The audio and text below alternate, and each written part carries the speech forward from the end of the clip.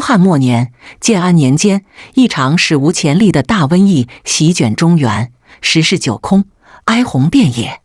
时任长沙太守的张仲景，不仅是父母官，更是一位心系苍生的医者。在无数个与死神争夺生命的日夜里，他发现了一个令人不寒而栗的规律：许多危重的伤寒病人，不论白日如何调治，病情如何看似平稳，却常常在天将亮未亮之时，寅时凌晨3至5点前后，突然撒手人寰。这黎明前最黑暗的时刻，为何竟成了生命的夺命时辰？这个血泪血救的疑问，引领着张仲景开启了一场对肺经、时辰与天地规律的伟大探索。南阳郡的冬夜，寒风如刀，卷着零星的雪沫，敲打着紧闭的门窗。张仲景的府邸内灯火通明，空气中弥漫着浓重的药味和一丝不祥的寂静。他刚刚从一个病患家中回来，顾不上喝一口热汤，便又一头扎进了堆满病案记录的内室。他身着一件洗得发白的深色长袍，双眼布满血丝，眉头紧锁，仿佛能凝出水来。父亲，您歇会儿吧。他的长子张熙端着一碗参汤，轻声劝道：“您已经2夜没合眼了。”张仲景摆了摆手，目光并未离开桌上那一张张记录着病人姓名、症状、用药和死亡时辰的竹简。他指着其中几片，声音沙哑地问：“希儿，你来看，陈家老四前日寅时3刻末，王家次子昨日寅时正末，还有今日下午刚抬回来的赵家小女。我去看时，气息尚存，但脉象浮大无根，我断其难过今夜寅时。”这番话让张熙的心也沉了下去。作为随父学医多年的儿子，他同样注意到了这个可怕的现象。这场瘟疫，中医称之为伤寒，其症候表现为高热、恶寒、头痛、咳喘。他们父子2人和其他郡中郎中一样，沿用古方，或用麻黄汤发汗解表，或用白虎汤清热生津。有些病人的高热确实能暂时退去，但病情总在夜里反复，尤其是在那个固定的时辰，寅时急转直下，回天乏术。为何偏偏是寅时？张仲景仿佛在问儿子，又像是在问自己，难道这一读也懂得择时而动吗？话音未落，门外传来急促的敲门声和哭喊声：“张太守，张神医，求您救救我家老爷，他喘不上气了。”来者是城中富商钱万金的管家。钱万金3日前染病，城中名医请遍，皆束手无策。张仲景心头一紧，抓起药箱便冲了出去。钱府之内一片慌乱。钱万金躺在床上，胸膛剧烈起伏，喉间发出破锣般的喘鸣声，嘴唇已呈青紫之色。张仲景上前切脉，脉象数急，重按无力，是正气欲脱之兆。他观其舌，舌质暗红，苔黄而厚腻，是热毒壅肺、痰瘀互结的危重之象。快，用我开的陷胸汤和停利大枣泻肺汤，急煎。张仲景当机立断，意图泻热煮水，开结通瘀，为肺腑争得一丝运转的空间。一碗汤药灌下，钱万金的喘鸣声似乎稍稍平缓了一些。钱家人看到希望，连连叩谢。但张仲景的脸色却愈发凝重，他看了一眼窗外的天色，对管家说：“今夜谁都不能睡，守住他，尤其要盯紧了。”寅时、子时、丑时2个时辰在凝重的气氛中缓缓流逝。钱万金的病情时好时坏，每一次剧烈的咳喘都牵动着所有人的心。张仲景守在床边，寸步不离，时而施针，时而调整方药。终于，当时钟指向寅时，那可怕的变故还是发生了。钱万金的呼吸陡然变得急促而表浅，他猛地睁大双眼，双手在空中乱抓，喉咙里发出咯咯的声响，仿佛有无形的大手扼住了他的咽喉。仅仅数次挣扎之后，他的身体便瘫软下去，瞳孔慢慢散大。又是在寅时，前府上下哭声震天。张仲景站在床边，手脚冰凉。他不是为了一次治疗的失败而举，而是为这种他看得见、摸得着，却暂时无法打破的死亡规律而感到一种前所未有的无力与悲愤。这瘟疫如同一位精准的刽子手，总在黎明前挥下屠刀。他必须，也一定要找出这把屠刀背后的秘密。张仲景的悲愤源于一种刻骨铭心的伤痛。他的家族曾是南阳望族，宗族数百人，人丁兴旺。然而，自汉灵帝光和年间起，瘟疫便如影随形，反复肆虐。到了他所处的建安年代，更是达到了顶峰。他清晰地记得10几年前的那个冬天，疫病首次大规模地侵袭了他的家族。起初只是几位族人染病，发热咳嗽，大家以为只是寻常风寒。但很快，病情以惊人的速度蔓延开来，倒下的人越来越多。昔日热闹的宗族祠堂渐渐被哭声和哀乐所笼罩。他眼睁睁地看着自己健壮的堂兄在几天之内就变得形销骨立，最终在一次剧烈的咳喘中溘然长逝。他看着慈祥的婶娘高烧不退，神志昏迷，任凭他如何用药也无法挽回。在建安元年的那场大疫中，他的家族10庭之中死了7庭。原本200多口人的大家族，幸存者不足1/3，宗族速盛，项余200。建安纪年以来，犹未10人，其死亡者3分有2，伤寒实居其7。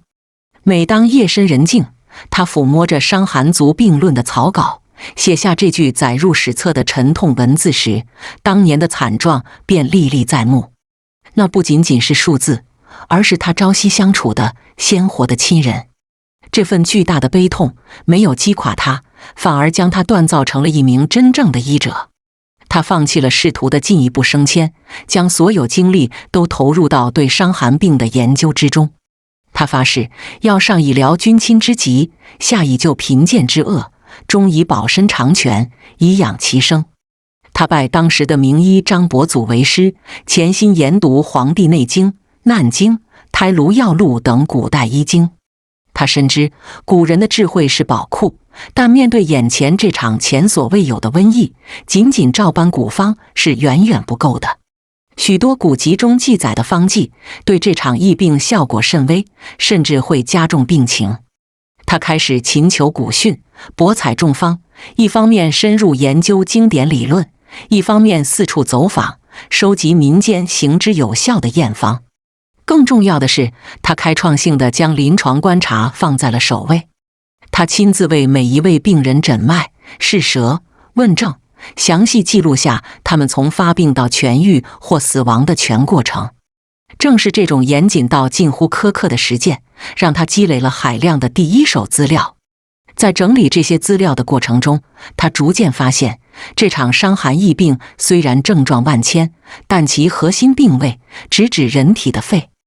无论最初是太阳经的风寒，还是阳明经的热毒，最终危及生命的大多是病邪内陷，导致肺气闭塞、呼吸衰竭。而饮食死亡这个规律，正是他在无数次失败和心碎中总结出来的最关键，也是最令人费解的一个环节。他隐约感觉到，如果能解开这个时辰的秘密，或许就能找到一把能够扭转乾坤、拯救万民的钥匙。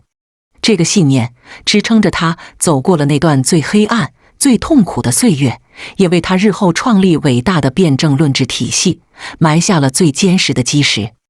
为了破解饮食之谜，张仲景开始了一场前所未有的系统性研究。他将自己的内视变成了一个汇集整个南阳郡疫情信息的中枢。他派弟子们吩咐各处，不仅要记录病人的方药，更要精准地记录下每一个危重病人病情变化的时辰，尤其是死亡的时辰。他甚至说服了郡府的官员，让负责在夜间打更的更夫们也协助记录下哪家哪户在哪个时辰熄灭了求救的灯火。短短1个月，数百份记录着生命终点的竹简汇集到了他的案头。当他将这些数据在地上逐一排开，一个触目惊心的事实清晰地展现在眼前：所有的死亡记录，如同被一只无形的手拨弄过一般，在代表银石的那个区域堆积成了一座小山。其他时辰虽也有死亡，但数量与之相比，判若云泥，绝非偶然。张仲景攥紧了拳头，这背后必有医理可循。他将自己关在书房里，并绝一切外物，重新将目光投向了那部医学的源头《黄帝内经》。他知道，所有后世无法解释的生命现象，其根本答案或许都早已被上古的圣人所洞悉。他一字一句地重读灵书中的经脉篇。当他读到那段关于12经脉气血流注规律的文字时，他的心跳开始加速。那段文字如同一幅人体内部的时辰图，描绘了气血在一天12个时辰中，如同潮汐一般，依次流经12条主要经络的壮阔景象。丑时，气血注于足厥阴肝经；寅时，气血注于手太阴肺经；卯时，气血注于手阳明大肠经；寅时，气血注于手太阴肺经。张仲景的手指重重地按在这几个字上，仿佛有一道光瞬间刺破了他心中长久的迷雾。他感到全身的血液都在沸腾。原来如此，寅时正是天地间的气血能量以及人体自身的气血集中流注到肺经的时刻。他立刻展开联想，对于一个健康的人来说，寅时的气血汇聚能帮助肺脏更好地进行宣发速降，将新鲜的清气布散全身，并将代谢的浊气排出体外，为新的一天做好准备。这也就是为什么很多人在凌晨时分会自然醒来，或者在此时咳嗽几声排出痰液，这是肺气充足、功能正常的表现。但是对于一个感染了伤寒疫毒、肺部早已被热毒痰浊所壅塞的危重病人来说，寅时的到来非但不是生机，反而是一场最残酷的决战。此时人体内的正气抵抗力会遵循天地的节律，集结重兵于肺经，试图将盘踞在此的病邪疫毒一举清除。而病邪也会趁着气血汇聚的涨潮期，发动最猛烈的反扑。于是在寅时这个特定的时间窗口，小小的肺脏就瞬间变成了一个惨烈无比的战场。正邪双方在此进行殊死搏斗。如果病人的正气尚存，或得到药物的有效帮助，就可能通过一场剧烈的咳嗽，将痰浊排出，从而闯过这道鬼门关，转危为安。但如果病人的正气本已虚弱，再加上之前的物质，此刻集结起来的不过是些残兵败将，而疫毒却异常凶猛。两军对垒，正不胜邪，其结果便是肺气被彻底闭塞，宣发速降的功能完全丧失，人体的呼吸循环系统瞬间崩溃，从而导致死亡。是了，全通了！张仲景激动地站起身，在室内来回踱步。他终于为那个可怕的死亡规律找到了坚实的理论依据。这不是鬼神作祟，也非巧合，而是天地节律、人体经脉与凶猛病邪三者共同作用下的必然结果。寅时清肺这4个字第一次如此清晰、如此深刻地烙印在他的脑海中。他意识到自己要做的不仅仅是简单的清热、化痰、解表，而是要制定一个全新的、具有时间战略的治疗方案，必须赶在寅时决战到来之前，为病人扶助正气，削弱邪气，帮助他们打赢这场发生在黎明前的生死之战。张仲景带着他石破天惊的发现，召集了南阳郡内的几位主要郎中，试图将这一重要的洞见与他们分享。他详细阐述了寅时气血助肺的理论，以及由此推导出的寅时决战的病机分析。他希望大家能够调整治疗策略，不再盲目攻伐，而是要着眼于帮助病人在关键时刻保存和调动正气。然而迎接他的却是普遍的质疑和冷漠。仲景兄，此言未免太过玄妙。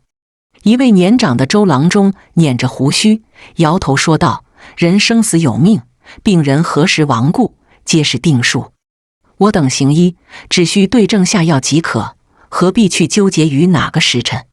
另一位以用药迅猛著称的王郎中则显得有些不屑，伤寒热毒，如火燎原，岂能优柔寡断？当以雷霆之势，用大承气汤之类的虎狼之药指导病潮。若畏手畏脚，谈什么扶正，只会贻误战机，让病邪做大。他们认为张仲景是因为近期治疗失败的案例太多，心理压力过大，才开始胡思乱想，钻进了时辰的牛角尖。在他们看来，医术是实实在在的方药，而不是这些虚无缥缈的时间理论。张仲景的善意提醒被当成了异端邪说，他的孤独是超越时代的孤独。就在此时，一个极其棘手的病例将这场理论之争推向了顶点。郡尉李大人年仅8岁的独子李宝，不幸染上了这次的伤寒。李大人爱子心切，将城中所有名医都请到了府中。周郎中和王郎中等人会诊后，认为李宝高热不退，烦躁不安，是热入阳明之症，主张合用白虎汤与承气汤，双管齐下，既清气分之热，又攻肠腑之实。张仲景在仔细诊查后，却提出了截然相反的意见。他发现李宝虽然高热，但手足却是冰凉的，这是真寒假热之象。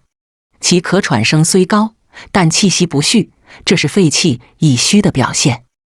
他认为病邪看似在阳明，实则已深陷太阴肺经，此时若再用大寒大夏之药，会严重损伤患儿本就虚弱的正气，如同抱薪救火，万万不可。张仲景在会诊中慷慨陈词，此子正气已衰，不堪攻伐，若强行攻下，必使其脾胃阳气暴亡，肺气无根，今夜饮食恐有不测。然而李大人看着儿子被高热烧得满面通红，说胡话的样子，情感上更倾向于周、王等人的速战速决之法。他最终采纳了多数人的意见，决定用重药攻伐。张仲景的警告被置若罔闻，他被客气地请出了府。他站在李府门外，看着天色一点点暗下来，寒风吹动着他单薄的衣袍，他心中涌起一股深深的无力感。他知道，一个年轻的生命很可能就要因为错误的治疗而倒在黎明之前。他凝视着那漆黑的夜空，知道那个最危险、最关键的时辰正在一步步逼近。然而，他的双手却被偏见和固执所束缚，无能为力。丑时末，就在张仲景以为一切已成定局，准备返家之际，李府的大门突然吱呀一声打开，管家连滚带爬地跑了出来，见到张仲景，如同见到救星一般，带着哭腔喊道：“张神医，张神医，求您快去看看吧，小公子他快不行了。”张仲景心中一凛，立刻跟着管家冲进府内。只见李宝的卧房里，周郎中和王郎中等人正手忙脚乱，满头大汗。李宝在服下承气汤后，确实有过短暂的腹泻和体温下降，但很快他的情况就急转直下。此刻他已经神志昏迷，面色苍白如纸，呼吸微弱的如同风中残烛，四肢更是冰冷如石。这是阳气暴脱之象啊！周郎中颤抖着说。李大人悔恨交加，跪倒在张仲景面前：“张神医，是我有眼无珠，信错了庸医，求您大发慈悲，救救犬子。”张仲景来不及多言，立刻上前为李宝诊脉，脉象已是微弱欲绝。他知道此刻离寅时不到半个时辰，这正是李宝生命中最危险的关口。他必须立刻行动。在这一刻，他脑海中所有的理论、经验、观察都汇聚成了一个清晰无比的战略。他对李大人说：“李大人，恕我直言，令郎的生机已如悬崖边的一株小草，常规方药已难力挽，唯一的希望在于顺应天时，搏上一搏。”他没有时间去解释复杂的经络理论，而是用了一个最直接的比喻：“大人请想，两军交战，我方兵力已损，敌军却正要发动总攻。此时我们能做的不是开城迎战，而是要立刻加固城防，同时派出一支最精锐的轻骑，从侧翼骚扰敌军，为我方主力争取喘息和集结的时间。令郎的身体就是这座城，肺就是即将被主攻的城门，寅时就是总攻的时刻。我们必须立刻固城精兵。这个生动而贴切的比喻，让在场所有人都听懂了。所谓的固城，就是扶助正气；所谓的精兵，就是精准地驱除病邪。张仲景的顿悟在此刻达到了顶峰。他意识到，寅时清肺的精髓不在于一个清字，而在于扶正与驱邪在特定时间点上的完美结合。清是为了给正气开路，扶正是为了给清提供动力。二者缺一不可，且必须在寅时这个时间节点上协同作战。他立刻口述了一个大胆的方子，并让张熙亲自去他家中的药柜，用他珍藏的最好药材来配制。即取上好高丽参3钱，扶元固本，此为固城之君药；治附子2钱，回阳救逆，破阴寒之凝；干姜1钱，温中散寒；治甘草2钱，调和诸药，兼补脾土，以生肺津。此4味乃四逆汤之意，为救阳固本之主力。再加麻黄1钱半，开宣肺气，如派轻骑，直冲敌阵之首；桂枝1钱，解肌发表，温通经脉；杏仁3钱，降气平喘，与麻黄一合一降，恢复肺之开合。此3味为3奥汤之变，乃开门逐道之精兵。这个方子是四逆汤与麻黄汤类方剂的合方，一个主内，一个主外，一个主守，一个主攻。这是他临政之时，根据天人相应和扶正驱邪2大原则，石破天惊的创造。他将此方命名为固本宣肺汤。快！用急火煎煮，取浓汁，在寅时出客，准时喂下。张仲景下达了最后的指令，他的眼神中充满了与死神一搏的决绝。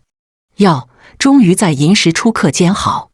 此时的李宝呼吸已经时断时续，手脚的冰冷甚至蔓延到了胸腹。张仲景亲自用汤匙撬开他的牙关，将那碗凝聚着全部希望的浓黑药汁一滴一滴地灌了进去。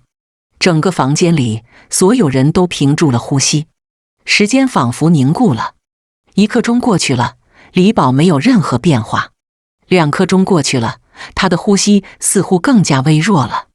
前府已经开始有人在低声啜泣，准备后事。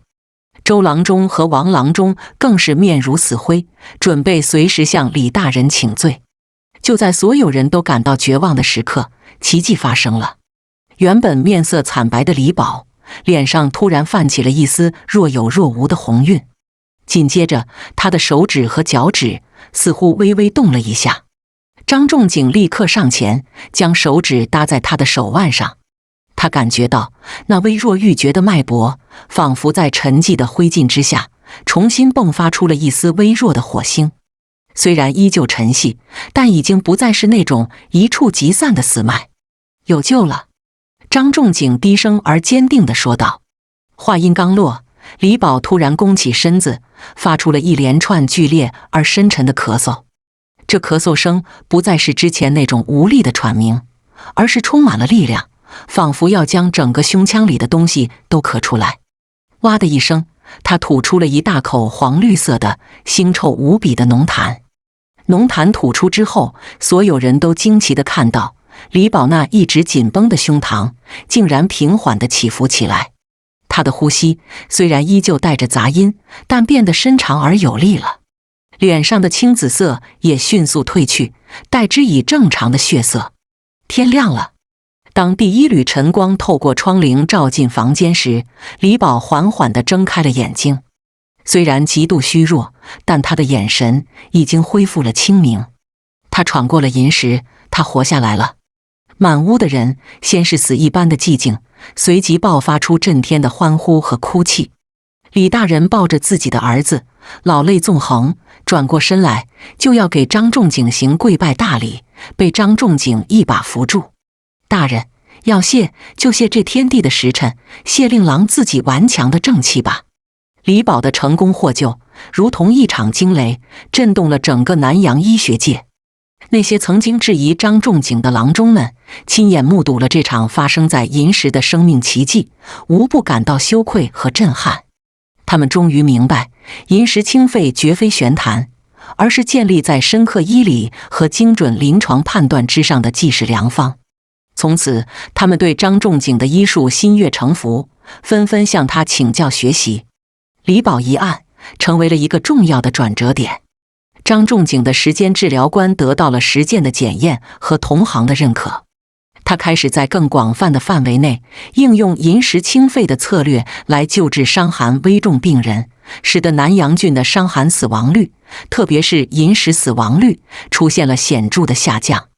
他不再满足于个案的成功，而是开始系统地整理自己一生的心血。他将自己对伤寒病的认识按照疾病发展的不同阶段和部位，分为了六经辩证：太阳、阳明、少阳、太阴、少阴、厥阴。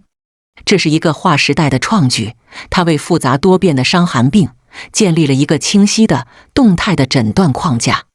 在他的六经辩证体系中，手太阴肺经的病变被赋予了前所未有的重视。他将自己创立的固本宣肺汤的思路，以及其他在银石前后用以扶正驱邪的方剂，如麻黄汤、桂枝汤、小青龙汤等，都详细地写入了书中。他特别在书中强调，在使用这些开门逐道的发表宣肺之剂时，必须时刻顾及病人的正气存亡。